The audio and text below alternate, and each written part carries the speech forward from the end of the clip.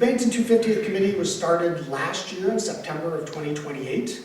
It's very important to us that even though we call it the Bennington Anniversary Committee, that everyone understands that this is a fully regional effort of all the 17 towns and villages in southwestern Vermont. Our full committee, which is around 24 members, meets quarterly. Our steering committee and task forces meet more frequently on an approximately monthly basis. Those task forces include education, adult education, memorials and monuments, fundraising, and work with historical societies, in particular in planning for 2025, our kickoff year. If you're interested in this kind of work, we have an email address you can reach us at, bennington250@gmail.com, and we'll be reiterating that information later in this presentation. And I do pause for a moment to note that because this presentation is geared towards a more general audience, for many of you in this room, some of this will be stuff you've heard or learned before. Our anniversary commemoration will be for 3 years, not just one. Like most states in New England, our story is not just about the 2026 250th anniversary of the Declaration of Independence. Our big start is in 2025. Let's take advantage of Ethan Allen and the Green Mountain Boys and the capture of Fort Ticonderoga and Crown Point as our kickoff. We'll take advantage of 2026 and all the excitement we expect to see around the 250th anniversary of the Declaration of Independence, but we'll use that to propel us to our signature anniversary year, 2027, with the story of the founding of our state and our nation, and of course the Battle of Bennington. Rather than thinking of America 250 years ago as an origin story, let's instead consider it an inflection point. An inflection point in the story of a nation struggling to become the nation we hope to be and are still becoming. Here are some thoughts from people in our region regarding commemorations. We propose that the Vermont 250 move from celebrating the past to looking for all that today's Vermonters have in common. Let's make Vermont 250 about common ground and common interests and common love of Vermont. This from Lyman Orton from our country store. And here's another one. A theme for the state's 250th anniversary would take a new look at the Vermont Independent Republic of 1777 and how it emerged successfully out of a political and economic swirl of adversaries in all directions. Vermont was the first democratically organized independent republic on the North American continent, a decade before the US Constitution was formulated. That from Tyler Resch. Thank you for those words. And finally, on the occasion of the recommemoration of the Civil War Monument at the Bennington Museum last summer, not this past summer, but in 2022, history, good or bad, is something we can learn from to make a better future. And that from Dan Lyle, Post 13 Legion Riders. The fact is, we have amazing stories to tell. Our state was born in the crucible of the Revolutionary War, and we played a major role. Our story is far more diverse than most people realize, and we can use that to unite us. Let's take advantage of these anniversaries to shine a spotlight on those stories and increase civic awareness. And my next slide introduces one of our most famous stories, namely the Battle of Bennington, a truly significant and interesting battle. One could literally spend hours just talking about the Battle of Bennington. But I'm just going to share with you a couple of tidbits. First, more men were killed and captured at the Battle of Bennington than both battles of Saratoga combined. And it was the first successful storming of an emplaced artillery position by a militia army. This was crucially important. The victory at Bennington set the stage for our eventual victory at Saratoga. By the way, those 3 paintings on the last 3 slides are all original artworks inspired by the battle.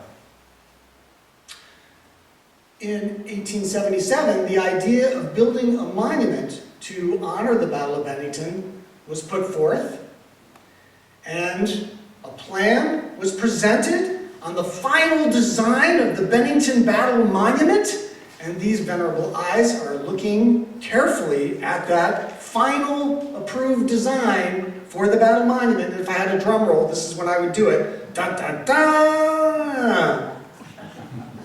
The Bennington Battle Monument? Yeah. Well, those eyes belong to Highland Hall. And he took one look at that design and said, no way. No way is that lame grouping of statues going to represent our Battle of Bennington. It's far too important. In fact, the only thing that would suffice was something that is truly monumental and lofty.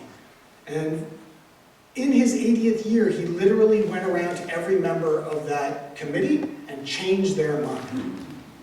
And although Highland Hall did not live to see it completed, we have him to thank for our current Bennington Battle Monument. To this day, the tallest man-made structure in the state of Vermont in 1891 when it was dedicated, and to this day. So I think one message that Highland Hall is sharing with us today across the years is we don't have to settle, and we can and should think big. So what big thing can we do in 2027? This picture, by the way, is of the Battle Day Parade in 1927. So with this, I'm going to hand over the microphone to Phil Holland, who is going to give us a brief look at past historical commemorations in Bennington. Hello, everyone. As Jonas said, you may know some of these things, but I'll take you through 250 years quickly. For the people of Bennington and environs, the events of the 18th century loom large in our historical memory and commemorative calendars. The settling of the town in 1761, the Declaration in 76, the Battle of Bennington, Vermont's self-declared statehood in 77, and in 1791, the U.S. statehood. All these founding events keep the commemorations coming, especially at 50-year intervals. The town has embraced the role of commemoration in its civic life from its earliest years, as Jonah just mentioned. Commemorations began only 1 year after the event of the battle, when the outcome of the war was still undecided.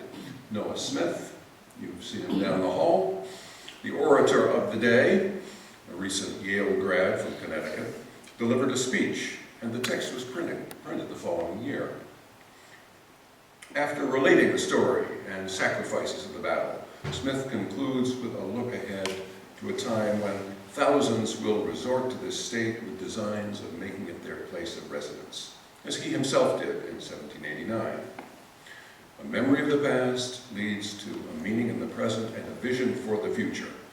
Our commemorations have been dancing that three-step ever since. And ever since 1778, commemorations have been an annual rite in the life of the town. It seems that the routine of those early years involved a gathering at the site of the Continental Storehouse, then a procession to the Meeting House, or after 1806, to the new church for the oration, then back to the State Arms House for a banquet, and even in some years for some dancing, even some Indian dancing, on the third floor of that establishment. No longer there, of course. In the year 1789, the first reenactment, or sham fight, was performed right here in Old Bennington, with veterans of the battle in leading roles. You know, I'd like to know who served in the non-patriotic roles in those celebrations, the Hessians and the Tories and the natives. I haven't found a record of that. In any case, these sham fights, and there was one on the battleground itself in 1802, are the first dramatizations of the battle, the first of many to come. At the end of the century, celebrations of the 4th of July and the battle had taken on a partisan character. And there were rival ceremonies between the Federalist and Democratic Republican camps. The commemoration of 1809, organized on the Republican side by Anthony Haswell, you recall, had been imprisoned for seditious libel in 1800 by the Federalists, was notable for the response it drew from the message it drew from General John Stark. 81 years old, not able to make it, but he sent that letter that I think you know very well. If you don't, you can read it downtown now at the Four Corners, the whole thing. Here's my little excerpt. Those are words in which Stark, of course, relates the battle to the founding principles of the nation. In 1810, 3,000 men from Vermont and New York participated in joint exercises at the Bennington battlefield. I wonder if that wasn't something of a cross-border reconciliation after the controversies of the prior decades. 1827 was the battle's 50th, a year after the first national jubilee. The number of toasts given at the banquet that day is not recorded, but it seems that toasts in double figures, eventually running to 30 or 40, according to my sources, were common in those years. That leads us to ask, were those early celebrations just an excuse for some binge drinking, as we would now call it? For some people, perhaps, but they were also the expressions of communal social identity and social hierarchy, and have been called a form of civil religion. No wonder, though, that in 1841 a temperance society meeting was held at the battleground on Battle Day, and that there were a procession of teams that stretched all the way to Bennington. The last quarter of the 19th century saw major public events connected with the battle. A year after the national centennial celebrations, the centennial of the battle was celebrated in the presence of President Hayes and most of the cabinet, which arrived by train at the encampment in the then open area west of Dewey Street, where the hospital now stands. There are the tenting grounds. That's my crude notation of where the old First Church lies, just so you can get a feel for where that was. And there's the Centennial Arch. 30,000 participants arrived from neighboring states and our own on foot and on horseback. The oration tent accommodated 12,000 people. Never mind that it rained on the parade, as you can see. The ceremonies lasted for a week, not bad for a town of about 6,000. A decade later came the laying of the cornerstone of the monument with full Masonic rites. And in 1891, of course, the monument was dedicated. Our beautiful monument, the pin that, whatever else happens, keeps us on the map and keeps history on our minds. 3 stages in the olden days. The centennial of the state of Vermont was celebrated at the same time, and you have to admit our forebears knew how to throw a party. This is a well-known slide. Examine it closely and count the 175 women and children atop that structure, not of stone, but of wood and painted canvas. Just one sec here. Yeah, President Harrison was there, along with future President Coolidge, who was just a face in the crowd.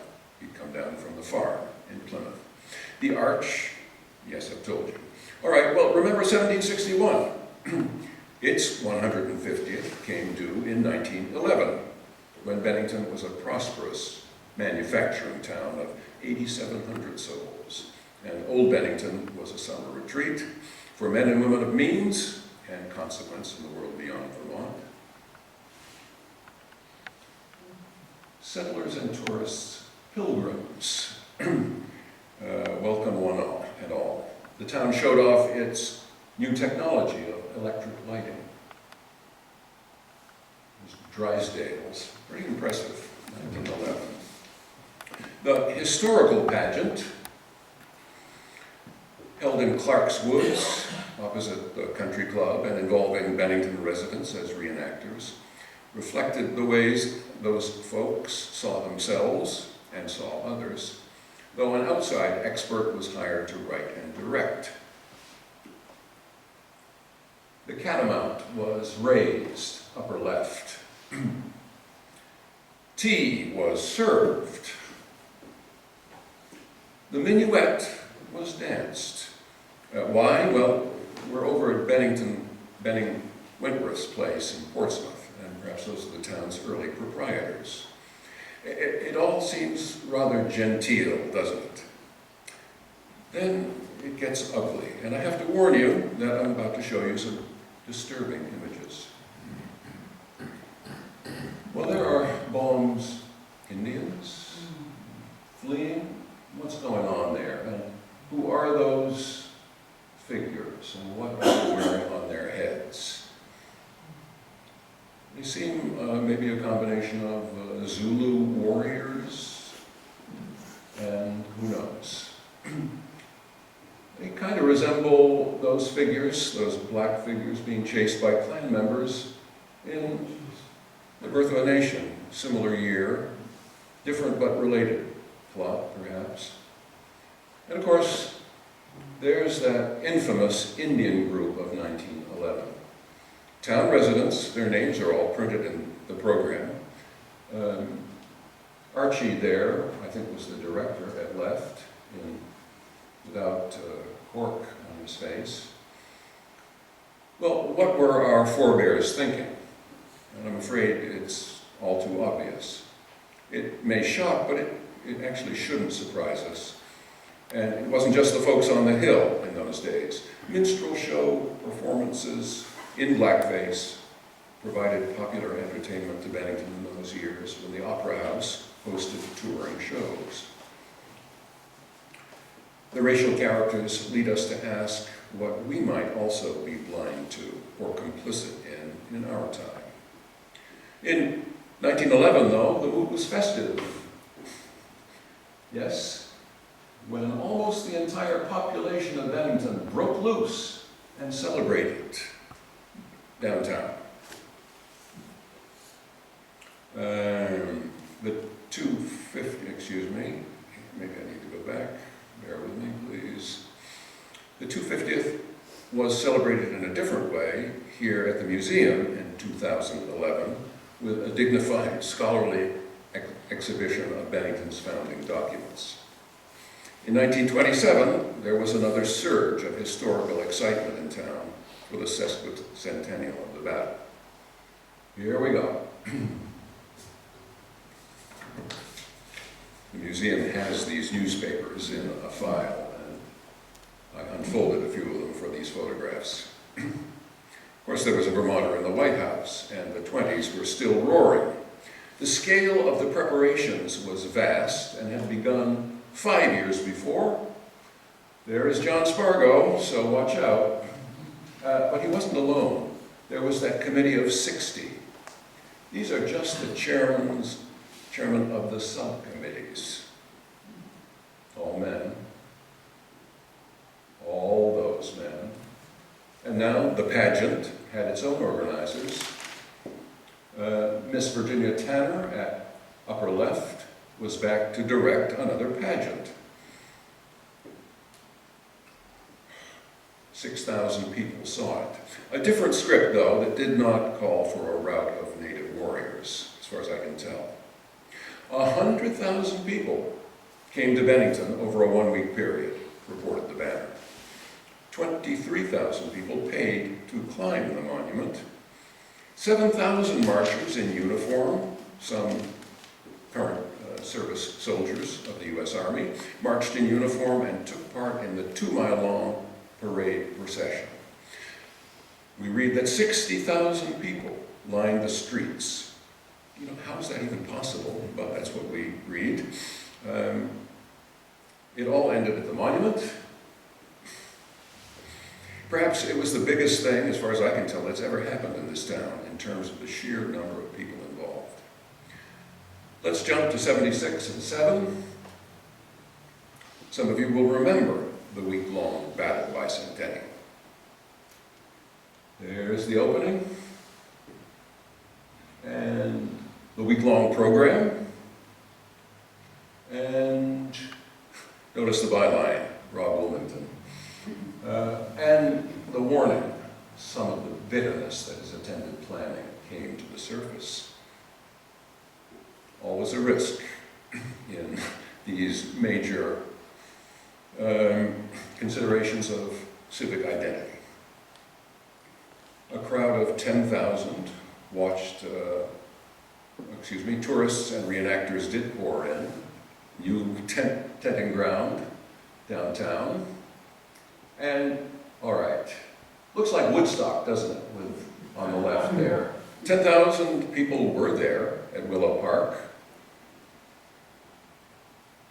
There is one scene of the reenactment, another. Never mind that the flag is a little anachronistic, but it's all symbolic, and the parade downtown. Some images, whoops. We probably won't say that in the same way this time.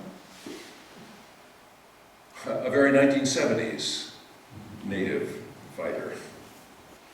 Some of you will perhaps share your memories of those events with us. I'd be curious.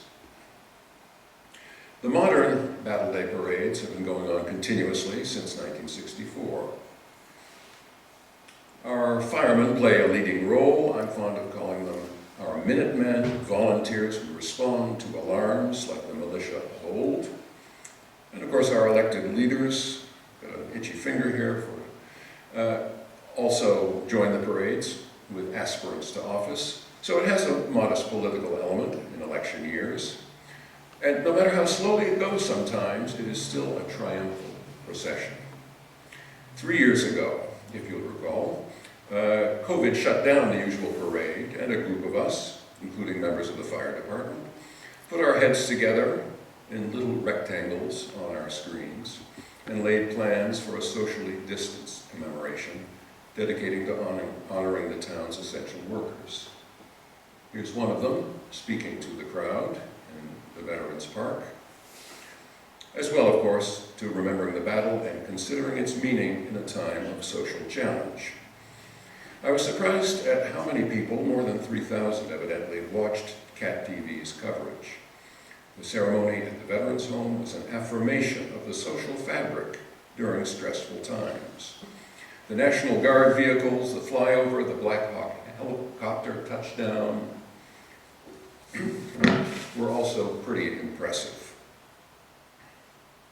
When last year, we're getting close now, the monument showed Vermont's support for Ukraine. There it is. You can detect blue at the top, along with yellow, Ukrainian colors. It was another adaptation of the past to the present. A good crowd turned out for this year's parade, too. Including me, my daughter, whom I had brought to the parade as a child, and my 3.5-year-old first-time attending grandson. There they are at lower left, who, when we got home, announced that it had been the best day of his life. And I confess it meant a lot to me too. I felt a connection to it that I'd never felt before. And I suspect that many people who watch the parade have a connection to one of the marchers or drivers, or perhaps they themselves marched once or twice in the past, or they took their children there, or were a child there themselves. Think of the parade, I'm going to leave you with this thought, as a river that keeps flowing through the town, through the generations. A river that will no doubt swell, and we hope rise to the occasion for the 250th. And now, we're going to go back to Don Miller and 1927. You may be running a little behind. I think you can catch up. So the 125th was really the highlight of these past celebrations, I believe, and what I'm going to focus. No question that 125th gave us more markers. 125th, what did I say? It should be the 150, not 120. Oh, 150th. No question that that particular year gave us more monuments and markers than any of the others. And so that's part of what we're going to focus on. There's a wide range of events covered. And our question is, what are we missing? What can we do going forward? Now the first one is the Harwood Homestead marker. It is on Monument Avenue Extension, about a mile south of Old First Church. There's a monument on the right, it'd be on the west side of the road. Jonah has provided a map to help us out. This monument mentions Peter Harwood, who was one of a small band of pioneers who first arrived in June 18, 1761. He was the father of Benjamin Harwood, the first child born to that group of pioneers in Bennington. The monument was placed by the National Society of the Colonial Dames of America on August 16, 1925. Is that right? No, 27. Which is, all of these are from 1927. So we'll move along. This one, you come back up Monument to Old First Church, and on the south end of the South Green, there's the marker for the first schoolhouse. It says, near this spot stood the first schoolhouse built in Bennington, August 1763. It was placed here on August 16, 1927, by the children of all the schools of the town of Bennington. Now, we move from there, further up the green. This is on the center green, if you will. It's probably the granddaddy of all of the monuments. It's the old meeting house. There's more words on this monument than any other. It covers events from 1761, that first band of pioneers, up to 1791 in statehood. Okay, it mentions the first minister, Jedediah Dewey, and the fact that that small band of pioneers, of course, came here to form a faith community. And indeed, in December 3rd of 1762, they gathered the first Protestant church within the present limits of Vermont. And the old meeting house itself was built in 1763 and 65.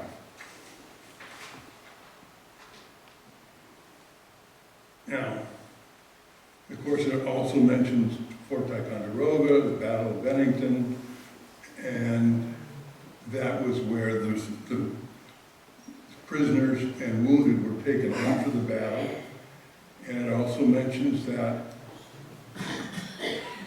on January 10th, 1791, the town ratified the Constitution of the United States by the signatures of 103 out of 109 delegates, thereby preparing the way for the admission of Vermont into the Union, the first state after the original 13.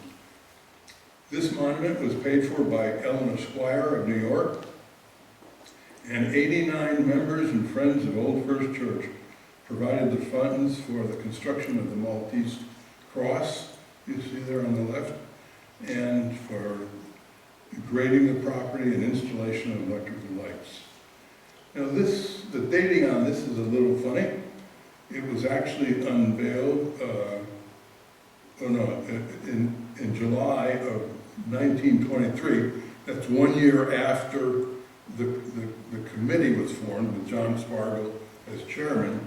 So it's in the time frame, but it was actually built and unveiled in 1923. So that's a little bit early, but clearly built within the spirit and the activities of that celebration.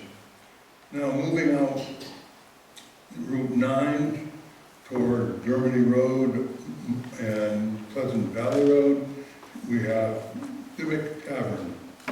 This tavern is where John Stark and his New Hampshire volunteers camped on August 9, 10, 11, 12, and 13, the days before the actual Battle of Bennington. It says, the camp before the engagement of Walloomsac Heights, where they led in the winning of a most decisive battle of the Battle of Bennington. And this one was erected by the state of New Hampshire.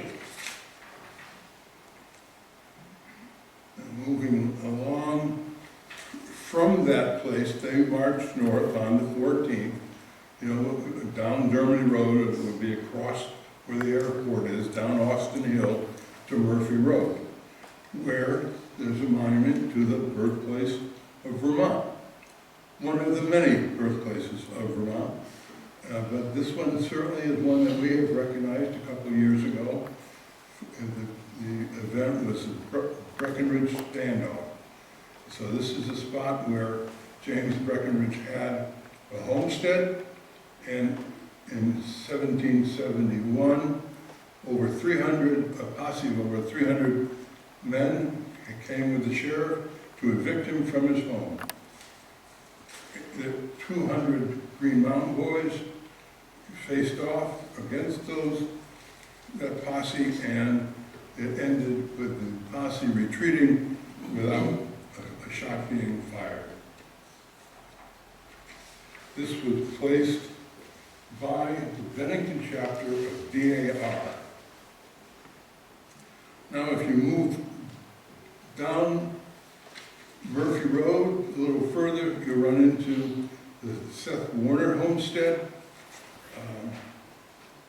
This is, of course, one of the most important signal figures we had of the time period, and it was erected by the Connecticut and Massachusetts Societies of the Sons of the American Revolution.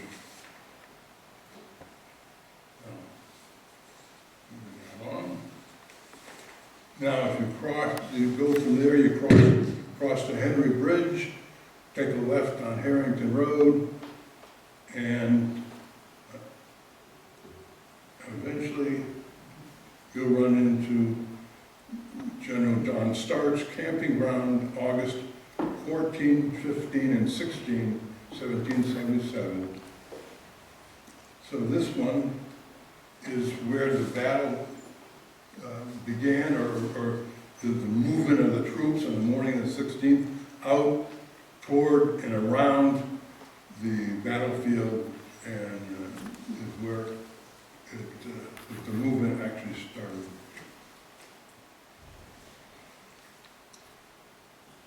Now, if we move on further,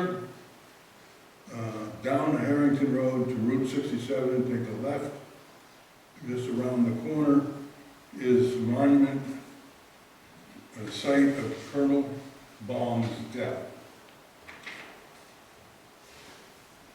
A few feet east of that marker stood the house removed in which Colonel Frederick Baum died. He had been mortally wounded in the battle, and he got this far on his way back to Bennington. I guess it was a tough wound, and he did not go any further, so he was put up in a house and died two days later. And he was buried across the road on the banks of the Walloomsac River at a spot unknown. This was erected by the Vermont Society, Sons of the American Revolution. Now, if you continue on down Route 67, you end up at the battlefield site itself, where there are 3 1927 markers. The first one on the left is in the gate, or at the gate, and it reads something like, "The first engagement August 16, 1777. General John Stark with New Hampshire's Vermont and Massachusetts militia defeated and captured the expeditionary force sent by General Burgoyne and commanded by Colonel Baum. This was one of the first decisive victories of the war in the Revolution, and it was erected by the state of New York. If you go up the road at the very, very top, there's a topographical map that's on the right side that shows the layout of the battlefield, the troops, and the movements. And that was similar to a map we have here in the museum down in the military room on the first floor.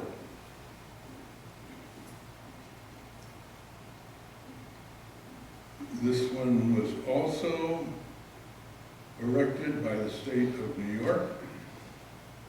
And in the center is, if you go down the hill toward the east from the map, partway down is a monument to John Stark and the New Hampshire militia who fought and won the first phase of the battle.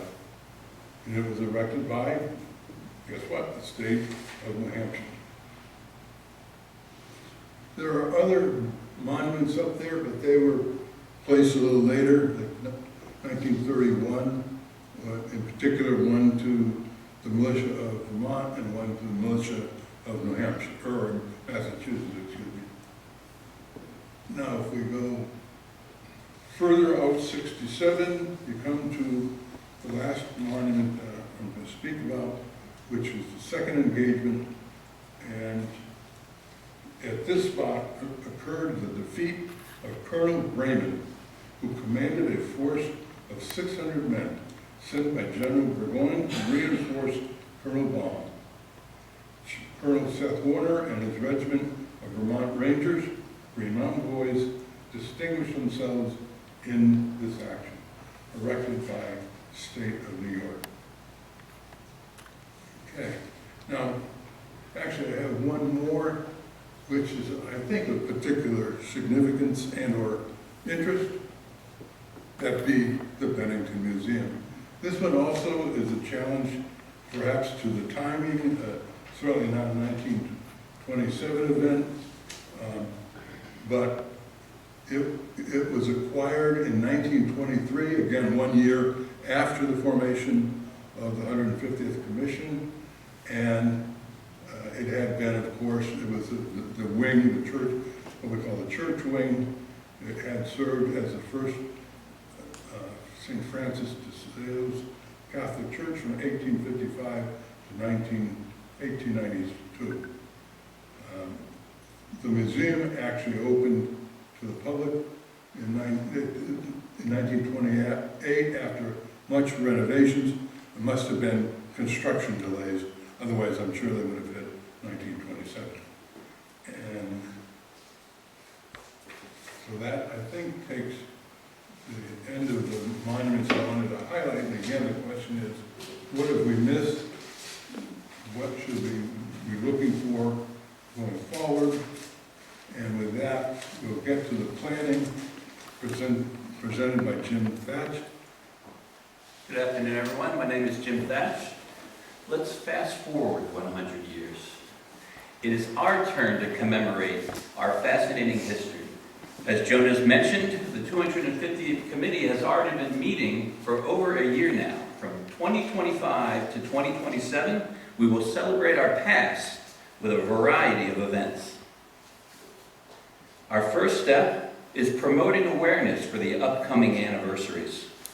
Our webpage is up and running. It is the one-stop spot for all your 250th anniversary information. Our Facebook and Instagram pages will also keep you up to date with the latest news, including our Revolutionary Minutes. These brief 1 to 2 minute podcasts have been created to highlight our history. We have over 24 already, with more to come. I'd like to play one for you now. Whose land is it anyway? This is Jim Thatch with a Revolutionary Minute. When talking about the history of Vermont, Ethan Allen is prominently mentioned when discussing the origins of the state. There is another name, however, that should be included, even if his motives were not as noble. In the mid-1700s, Benning Wentworth was a wealthy Massachusetts merchant who made his fortune selling lumber to Spain. When Spain went to war with England, they refused to pay money owed to Wentworth, who in turn went to London to ask for help. For compensation, the Crown made Benning Wentworth the first governor of the newest American colony, New Hampshire. Wentworth seized the opportunity to benefit financially when he expanded the size of the new colony by issuing land grants in the wilderness between New Hampshire and New York, despite having questionable authority to do so. Benning Wentworth issued 135 grants in all, naming the first one after himself. He profited greatly not only from the fees he collected for each grant, but also from the abundance of tall white pine trees, which were used to make ship masts for the Royal Navy. Wentworth lived in luxury until his death in 1770. Enter Ethan Allen, who formed the Green Mountain Boys to protect the New Hampshire grant settlers from the New York authorities trying to evict them from their land. The struggle would continue through the Revolutionary War and would finally be resolved more than 20 years later in 1791, when Vermont became our 14th state.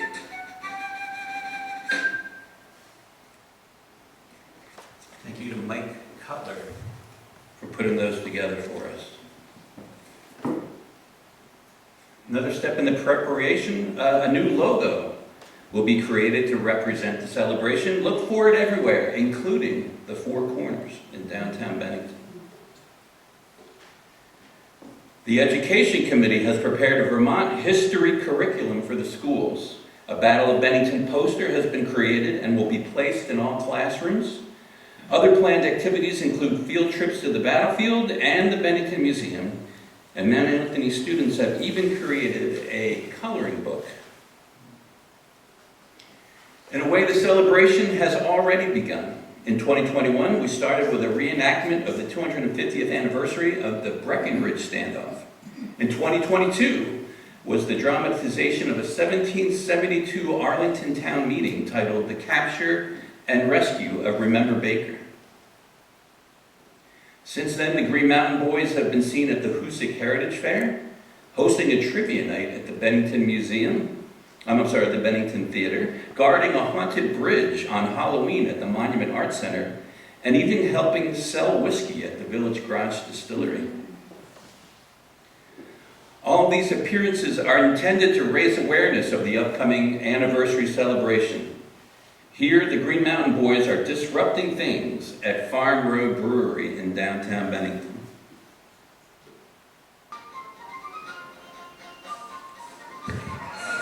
I'm looking for the Catamount Tavern.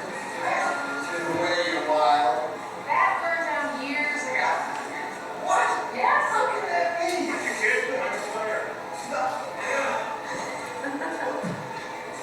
I'll just have an ale. Now, I can do that. My, things have certainly changed. I can't play the whole video for you today, but we'll get to another part for you here. If they think a 20-pound bounty on our head scares us, I'm going to put a bounty on their head. It'll be 15 pounds. They ain't worth as much. It is not just our right, but it is our duty to protect our families Indeed. and the homes we cut out of the wilderness. That's right. What nerve they have. Any Yorker who dares lay claim to our land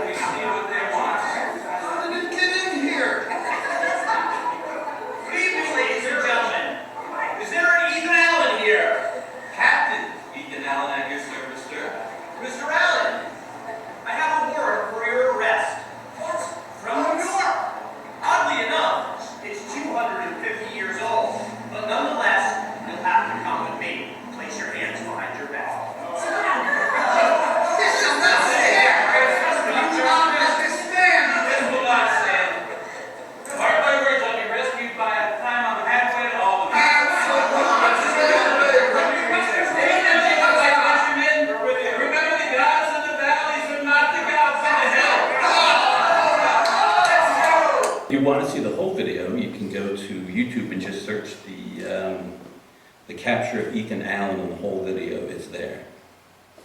So these activities will continue into the upcoming year. Does it look like fun? The Green Mountain Boys are always looking for new recruits, male or female. If you or someone you know are interested, just let us know. Time to celebrate. Beginning in 2025, a host of events are being planned. The Bennington Fire Department has done an excellent job hosting the Bennington Battle Day Parade and other Battle Day weekend activities.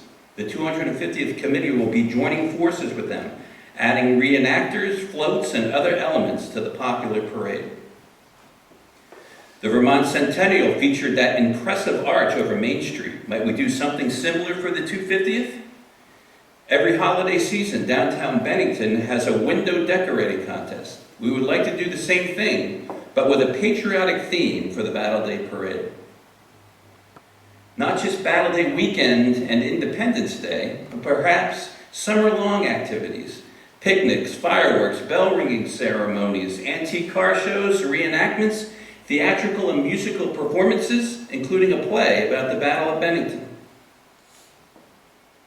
We are hoping to offer a narrated train excursion that will take you from the station in North Bennington directly to the Bennington battlefield in New York. We are looking for a location to build a temporary replica of the Catamount Tavern to be used as a welcome center and possibly as a tavern. Also, the recreation of the Continental Storehouse that was the destination of Hessian forces before they were defeated. Located at the Battle Monument, complete with horses and cows. Old Bennington will be the center of a lot of activity, including possibly the Catamount Tavern Welcome Center and guided tours of the cemetery and the historic locations along Monument Avenue. The main events, actually starting in 2024, our first main event will be a fundraising gala. Our fundraising committee will also be seeking grants and sponsorships. Donations can be made on our webpage, bennington250.org. In 2025, the main event will be the reenactment of the capture of Fort Ticonderoga. In 2026, we'll commemorate the signing of the Declaration of Independence, and then in 2027, the big finale will be the 250th anniversary of the Battle of Bennington and the founding of Vermont. When it's all over, we would like to leave lasting remembrances of the history we celebrated.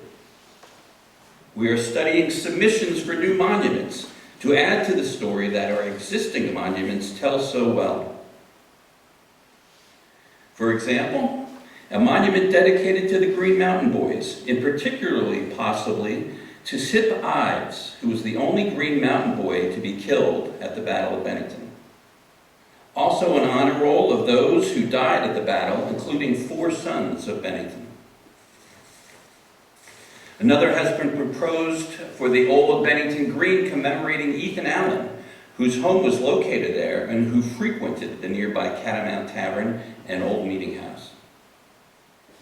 And of course, the Old Meeting House marker itself, hardly noticeable to passers-by in its current state, plans to restore it to its former glory, hopefully with some 250th anniversary enhancements.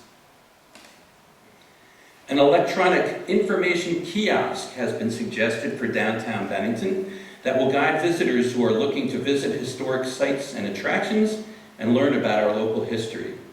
Also, the making of a Ken Burns-style movie about the Battle of Bennington has been discussed as well. And finally, the Bennington Museum will be publishing a commemorative souvenir book that will contain essays, articles, and photography that relates to Bennington's 250th celebration and the battle itself. Additionally, it will tell the stories of individuals whose lives and legacies revealed, portrayed, or influenced the Vermont character. That's it. So far, anyway. We hope we piqued your interest. We welcome anyone who would like to get involved to do so. Remember to visit the webpage often and contact us using our email address. Right now, Jonah, Don, Phil, and I would love to address any of your questions or comments, or hear any of your ideas. I'm quite sure you've heard of the Boston station WCBB that roasted the Old Bennington quite a bit. They spoke about the Old First Church, Old Bennington as well. Has anybody gotten in touch with Chronicle to speak about this event? I'd be more than happy to break the ice with them. I think they need to get on board and bring this out to the general public. I'd like to see PBS get involved in this as well. Vermont Public Radio, Vermont WMHT. This has been my dream. It's almost like a small colonial Williamsburg. We've got the Bennington Theater that could do a play. We've got history staring right in front of us. And we I need like to the way you're talking back there. Let's talk in more depth after the Yes. thing here. But yes, I like all of your ideas. Very good. And Thank you. obviously, it's going to take the engagement with Bennington and town folk and hopefully our legislators. All of Vermont should be focusing on Bennington in the next 3 years. Thank you. Well said. Very well said. Yes. Thank you. What's going to happen to Moonsack Inn? The Walloomsac Inn, we don't know yet. There's been no plans on what's going to happen to it, unfortunately. But hopefully by the time these 250th anniversaries come up, something will be happening. And we will definitely keep you posted when there's any news about that. Other thoughts or questions? Good gossip to share? Any ideas? If you, these are all proposed ideas. If anybody or you know anyone has an idea, let us know. You never know. Are we reaching out to the New York Highland Hall. residents like Hoosick Falls and Hoosick? Because they were part of our heritage as well. So Yep. the more the merrier. I mean, we need people, basically. We need engagement. Yeah. So I can speak to that a little bit. Yeah. In fact, you're absolutely right. We talked earlier about how our story is interwoven with the other towns and communities in southwestern Vermont, but it goes beyond that as well. And starting last spring, we began convening a group of 250th planners from New York, Massachusetts, Connecticut, and Rhode Island. And we've all been working together, including a large meeting this past summer at Fort Ticonderoga with over 54 planners in attendance to work on how we can collaborate on these anniversaries. And a great example of that is what we'll be doing for our kickoff in 2025. Because that story, the capture of Fort Ticonderoga, begins in Boston and in Connecticut, and then converges on Bennington, where Ethan Allen and the Green Mountain Boys come on board, and then continues on, of course, to Crown Point and Fort Ticonderoga.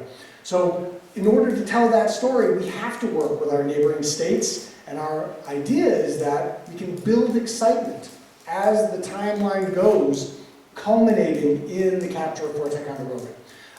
We also have the Hoosick Falls Historical Society and the Friends of the Bennington Battlefield are active and members on this 250th committee. So again, we call it the Bennington 250th Anniversary Committee, but it includes all of the region and New York as well. Great question.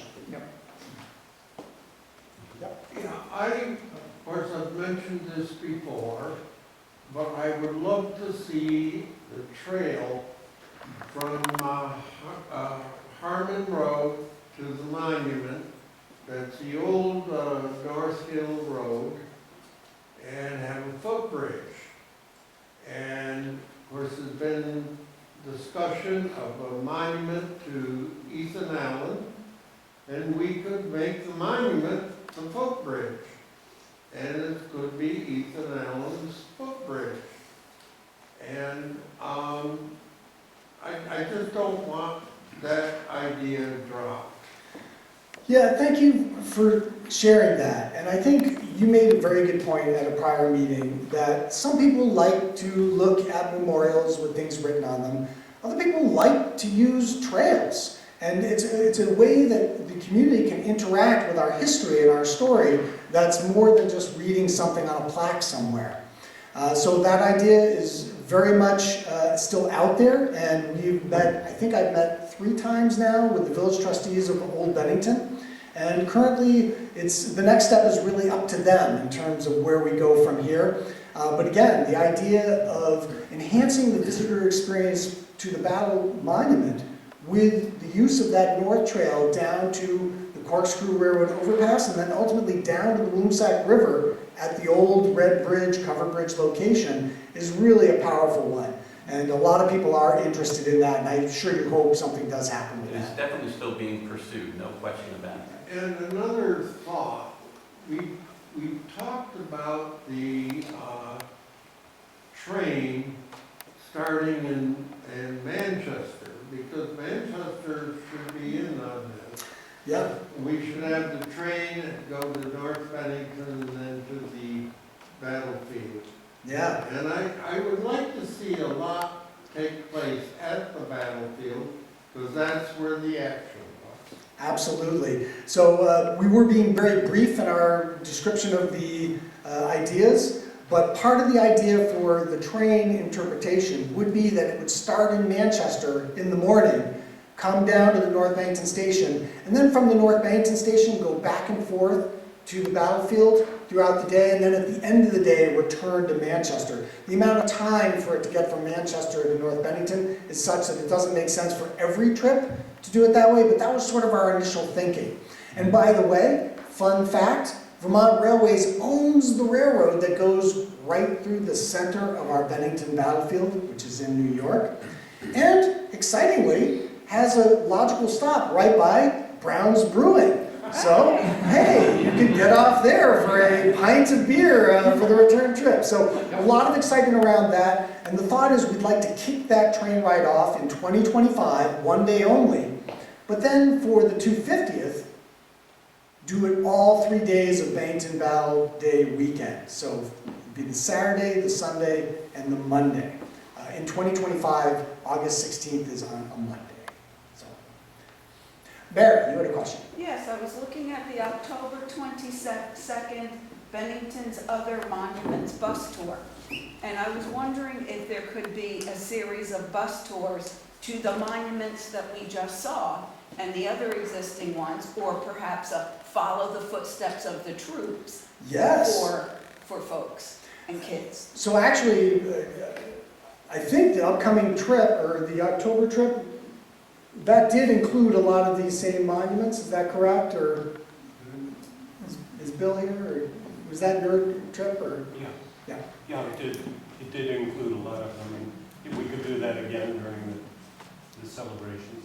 Absolutely. And I should point out for 2025, because it is all about the capture of Fort Ticonderoga, that literally travels through Bennington County. Starts in Powell, goes all the way up through Dorset, and part of the thought behind that is we would mark the route, and we would have people doing road races, bike tours, or even just walking the route that Ethan Allen and the Green Mountain Boys took for the capture. So it's not a monuments tour, but it's taking that same sort of idea and then including people that like running and biking as well to engage them in this historical exercise. Yeah, please. When you were listing the states, I know you also meant to include New Hampshire. You know, New Hampshire, I'm very happy to say, so there's a reason for that exclusion. It was not misspeaking. But in fact, they have been very late to the game, ironically, in their 250th planning. And just 2 weeks ago, for the first time, I had a conversation with one of their newly appointed 250th commissioners. So they are starting that work, and I'm so excited because it is absolutely crucial for our story, right? With the Battle of Bennington, we couldn't have done it without John Stark, his 12 to 1,800 men and his brigade, and you know, so absolutely, we did not forget, but they're late to the game. I also wanted to mention the not always harmonious contention between the states historically. So, you know, that makes a good headline too. Especially with New York, for obvious reasons, right? You know, and wonderful stories there, and in fact, a great opportunity for interpretation because the Green Mountain Boys started as a group that was Vermont, or the New Hampshire Grants versus New York specifically. So a lot of antagonism there. And guys like Justice Sherwood of Arlington, who was there as a Green Mountain Boy to rescue Remember Baker when he was captured by the New York authorities, but then just a short time later, starting with the Tea Party, coming up in this 250th anniversary this coming December, The destruction of property there made him disavow himself and distance himself from the Green Mountain Boys, because when it came to God and country, he decided he was with the king. So he ended up becoming, rather famously, a loyalist, and was at the Battle of Bennington on the other side, one of the few, one of the 27 who escaped from the first engagement, and then continued on to have a very interesting career. So what an interesting story to suss out, that relationship between Vermont and New York, and how that has gone over the years. And it has been contentious. In 1891, they were rather upset by the building of the Battle Monument. They felt that that was a little bit of a detraction from the fact that the battlefield was in New York. And I could go on, but we'll save that for later. Now, I see your hand, sir, but we have one question here, and then I'll get right over to you. Yeah. Has the personality of Benedict Arnold been introduced to the Fort Ticonderoga thing? Oh my goodness, yes. Of course, Benedict Arnold, one of the biggest heroes of the revolution, until he wasn't. So he's absolutely a big part of the story. I mentioned the story starting in Connecticut and Boston. The Boston part of that story is Benedict Arnold and his traveling to Bennington, and ultimately not meeting up with Ethan Allen until somewhere a little bit north of Castleton. So absolutely, we'll be following that story. So glad you mentioned that, because what an interesting historical figure. Please, sir. Any thoughts of having a balloon festival where balloons leave at the monument, go all the way to the battle, to the actual battle, and even getting people inside, maybe a contest where people can get to ride it, something like that? You're actually the second person to mention the idea of some kind of a balloon festival around this. So I think it's a really neat idea. I know nothing about it. Could you email us? See what I can find out. Because, I love the idea, and how cool would that be? Actually, I have this, and then I'll come back to you, Mary. Yep, please. I volunteer here at the museum, and I take a lot of school tours through the battle room.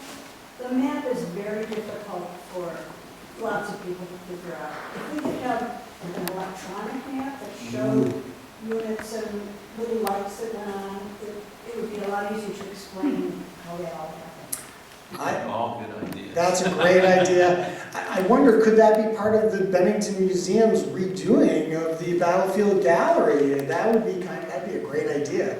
I've seen something similar at, of course, Saratoga has something like that. And Hubbardton, yep. So really, I think that would be an incredibly useful tool. Great idea. And maybe we could correct some of the, I hate to say it, but there are some errors in the bronze map that you saw at the battlefield. And of course, the copy here, I believe, was the plaster mold that was used to create the bronze casting. Is that right? I think so. Something like that. So, yeah, Mary, you have a follow-up. Well, I'm thinking of food because it's one of my favorite things. But I'm wondering, as a fundraiser, sort of like a chili cook-off type of thing, I don't know what people ate back in those days or what the troops ate, and maybe it's not even edible, I don't know. But what if there was some sort of a cook like the troops or eat like they did and stuff like that? And maybe restaurants could get involved. Absolutely, and I think the first opportunity for that should be next summer as part of our fundraiser, that gala dinner we're talking about. Why not have period dishes? And in fact, I did, that idea had come up, and I was recently loaned a book of recipes from the 18th century that could be appropriate. Very interesting recipes, and actually if you'd like to look through some and suggest some that you think would be more edible, I would love that. So yeah, great idea. Yeah, please. Could we possibly do that for Battle of Bennington? Remember the chicken barbecues that the fire department used to do in the back of the bank parking lot? We could, we could incorporate that. Yes, I know it's their forte is barbecuing chicken, but we could also do chicken in a pig roast.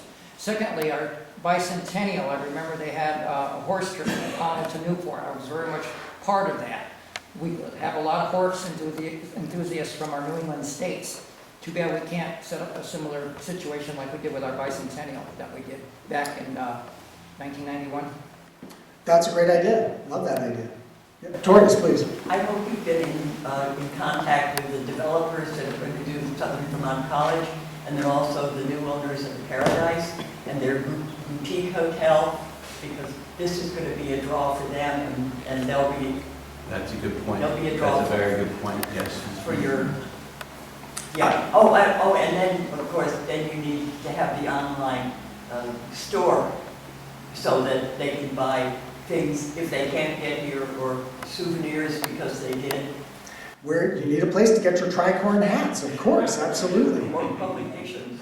I did have a meeting with the Regional Chamber of Commerce, Matt Harrington, and we were pointing out to him that our kickoff weekend in 2025 is in early May, which is kind of a slow time for tourists. So we'll be using that as an opportunity for local lodgings to put together packages and special deals to encourage those tourists who want to come here and celebrate with us for that And a kickoff. presentation in the Welcome Center, too.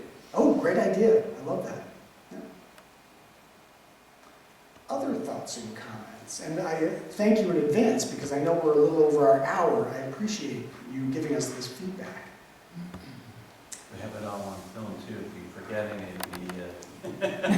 Absolutely. we have it all on tape. I started to take notes and then realizing that, I paused, so I will rely on that as well.